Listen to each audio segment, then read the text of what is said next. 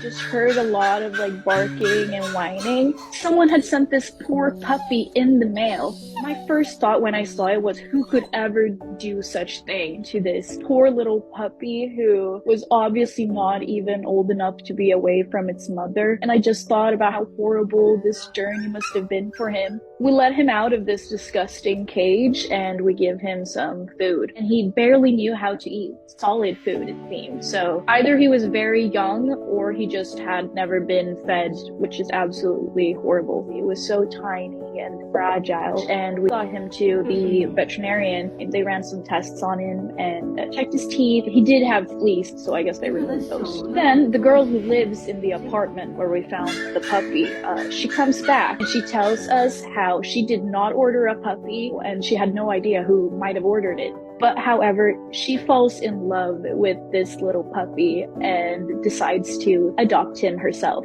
I've heard him a couple of times across the hall, and now he's doing great, and he's just the most playful little puppy. A poor, helpless puppy left for dead. That's exactly what this woman saw, and she couldn't believe her eyes. Without hesitation, she sprang into action. Wrapping the shivering pup in a warm blanket, she rushed straight to the vet. At the clinic, the situation was critical. The puppy was severely dehydrated and needed an IV to recover. Test after test was done, and finally, the good news came. The puppy would be okay. Back home, the woman gave the puppy medicine, cleaned him up, and made sure he had a proper meal. For the first time in what seemed like forever, the little pup was safe, loved, and cared for.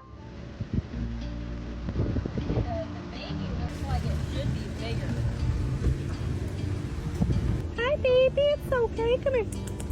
Hi. Hey, Mama. Oh, my goodness. Who is that? You're going home together forever. That's your baby. Oh, my goodness. That's your baby. Do they come with like vaccination markers? Awesome.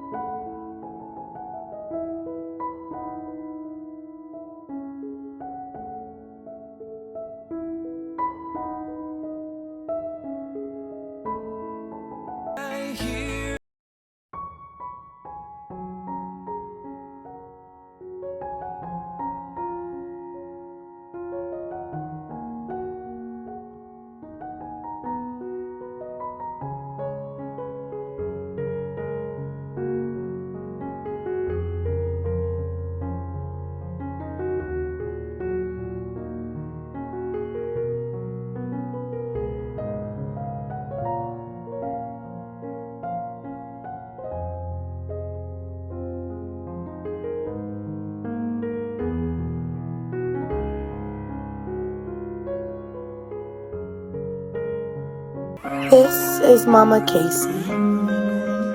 Mama Casey was found abandoned in rural Kansas, pregnant and just a baby herself. She was found just in time and gave birth to 8 beautiful babies. And today, her and her puppies got their second chance at life. A place for her to raise her puppies and for them to grow up knowing nothing but love and safety. She's still very scared and very protective of her babies, but in no time, she'll be living her best life. Willow was found in a market. He was desperate for support and help. So she was this tiny little thing, terrible itchy skin, fearful as all heck. When I first got her, she didn't want me to approach her. Her skin was so painful that she also didn't want to be touched. I took her to the clinic straight away, and of course she had scabies, really bad scabies, like the worst. I brought her home and I remember bathing her, and I didn't wear gloves. And I had the worst case of scabies I've ever had. But over time, we bonded and became very bonded, and I could bathe her and give her the healing oil massage each day, which kills the mite. She had an incredible diet of raw food and nutritious supplements and bone broth and all the good stuff that little dogs healing need. I would bathe her like a newborn baby and slowly do it, and it would soothe her skin. It wasn't a painful experience for her. I ended up shaving hair off So the healing process was fine. She really turned into the most gorgeous little character once she learned how to trust and that she was safe, and I had my other dogs around her and she'd cuddle on the couch. One morning, a week later, I woke up and she just was not normal. She was lethargic. She couldn't stand up. She kept falling over. It was about 7 a.m. in the morning. I lived a long way from a 24-hour clinic, and it was an hour until one of the clinics was going to open in my area, clinic that's 10 minutes away. Thankfully, they were open. Willow started to seizure, and that was incredibly frightening.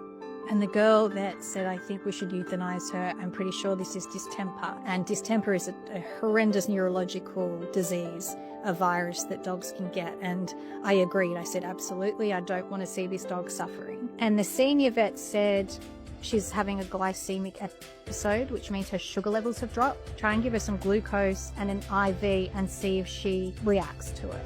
Within 3 minutes, she perked up. She looked at me and I think I burst into tears. I couldn't understand what we'd just been through. It was so traumatic. The vet was also traumatized thinking about the path we were about to take. Very big lesson for us in rescue. She was back to the normal Willow. So I took her home, kept her on IV for the day, and then I went and picked her up and brought her home, and I ensured that I kept giving her royal jelly to keep her blood sugars up high enough so we didn't go through that trauma again. Once she'd been through that scary moment, her personality came back and she was the bouncy, cheeky little girl giving cheek to all my adult dogs. She had many people following her, and a young Indonesian girl had seen Willow's story and followed it all the way through and said she wanted to meet her, and she came to an adoption event and she met Willow, and I knew that that was the forever home for her. Both kisses. I love you.